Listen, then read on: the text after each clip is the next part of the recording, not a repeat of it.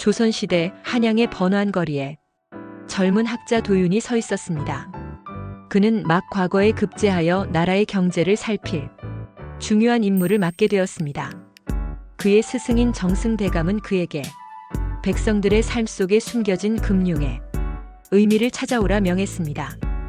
도윤은 정승대감의 서재에서 옛 기록들을 살펴보았습니다. 금융이라 돈의 흐름을 조절하고 가치를 창출하는 일. 조선에서는 어떤 방식으로 이루어졌을까? 그는 고심하며 옛 문헌 속에서 단서들을 찾았습니다. 첫 번째 단서는 환이었습니다. 먼 길을 떠나는 상인들이 무거운 돈 대신 종이 한 장으로 큰 돈을 주고받던 편리한 제도였죠. 이것이 바로 송금과 같은 역할을 했구나. 도윤은 놀라움을 금치 못했습니다. 다음은 어음이었습니다. 물건을 먼저 받고 나중에 대금을 치르겠다는 약속. 상인 미라는 도윤에게 말했습니다. 이 어음 덕분에 큰 거래도 망설임 없이 할 수 있었지요. 신뢰가 곧 돈이 되는 세상이었답니다. 도윤은 미란과 함께 시장을 둘러보았습니다. 이 모든 거래의 중심에는 상평통보가 있었지요. 미라는 엽전 꾸러미를 보여주며 말했습니다. 하지만 때로는 이 엽전이 귀해져 물건을 사고 파는데 어려움이 생기기도 했답니다. 나라의 세금 제도 또한 중요한 금융의 한 부분이었습니다. 대동법은 백성들이 특산물 대신 쌀이나 배로 세금을 낼 수 있게 하여 큰 부담을 덜어주었죠. 이로 인해 공인이라는 전문 상인들이 등장하여 나라에 필요한 물품을 조달했습니다. 하지만 모든 것이 순조로운 것만은 아니었습니다. 때로는 돈이 너무 귀해지는 전황 현상이 발생했고 급한 돈이 필요한 백성들은 높은 이자의 사채에 의지하기도 했습니다. 도윤은 백성들의 고통스러운 표정에서 금융의 어두운 단면을 보았습니다. 도윤은 정승대감에게 자신의 조사 결과를 보고했습니다. 대감마님, 조선의 금융은 환과 어음으로 상업을 활성화하고 대동법으로 백성의 삶을 안정시키려 노력했습니다. 하지만 전황과 사채는 여전히 백성들을 힘들게 합니다. 정승대감은 고개를 끄덕였습니다. 그렇다 도윤아. 금융은 단순히 돈을 세는 기술이 아니라 백성의 삶을 보살피고 나라의 근간을 세우는 지혜로운 통치술이다. 너의 보고는 우리가 나아가야 할 길을 밝혀주었다. 도윤은 금융이 단순히 돈의 흐름을 넘어 백성의 삶과 국가의 안녕을 좌우하는 중요한 요소임을 깨달았습니다. 그는 앞으로도 백성을 위한 더 나은 금융 제도를 고민하며 조선의 미래를 밝히는데 기여할 것을 다짐했습니다. 우리가 흔히 쓰는 금융이라는 단어는 사실 조선시대에는 존재하지 않았습니다.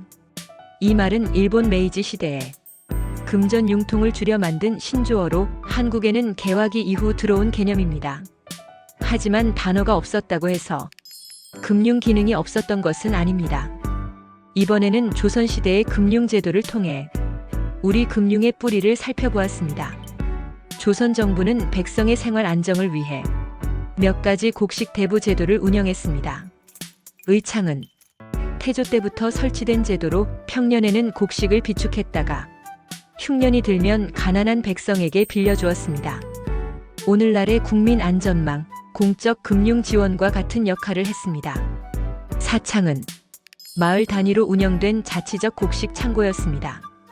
주민들이 협력하여 비축하고 필요할 때 공동체 구성원에게 빌려주었습니다. 지금으로 치면 협동조합 금융에 가깝습니다.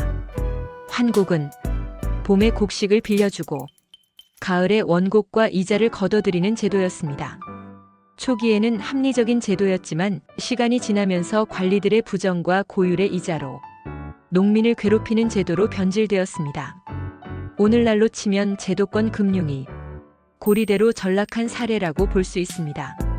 조선 사회에는 정부 제도 외에도 민간 차원의 금융 활동이 있었습니다. 사채라고 하여 돈이나 곡식을 빌려주고 이자를 받는 개인 간 대출이 성행했습니다. 법적으로 이자 상한을 두었지만 실제로는 고리대금이 많았습니다. 화폐가 부족하거나 다양한 화폐가 혼용되던 시기에는 돈을 바꿔주거나 중개하는 환전업자들이 활동했습니다. 이는 오늘날의 은행 환전, 송금 서비스와 유사합니다. 전황이라고 하여 화폐 부족 현상으로 인해 돈이 돌지 않고 사채업자만 배를 불리는 사태가 반복되었습니다. 이는 금융 인프라 부족이 가져온 시장 실패의 사례입니다. 오늘날의 금융은 조선시대와 비교할 수 없을 정도로 체계화되어 있습니다. 의창, 사창은 오늘날의 공적 금융, 사회 안전망 제도에 비견되며 환곡은 현대의 은행 대출 제도와 유사하나 제도 설계 실패 시 고리대가 될 수 있다는 교훈을 줍니다. 민간 사채는 현재의 사금융, 불법 대부업과 연결됩니다. 환전업은 은행과 외환시장의 전신에 해당합니다. 즉, 금융이라는 단어는 근대 이후 도입되었지만 금융의 실질 기능은 조선 사회 속에 이미 존재하고 있었습니다. 정리하면 조선시대에는 금융이라는 말을 쓰지는 않았지만 돈과 곡식의 융통이라는 금융의 본질은 이미 활발히 존재했습니다. 의창, 사창은 협동적 금융, 환곡은 제도권 금융, 사채와 환전업은 민간 금융으로 작동했지요.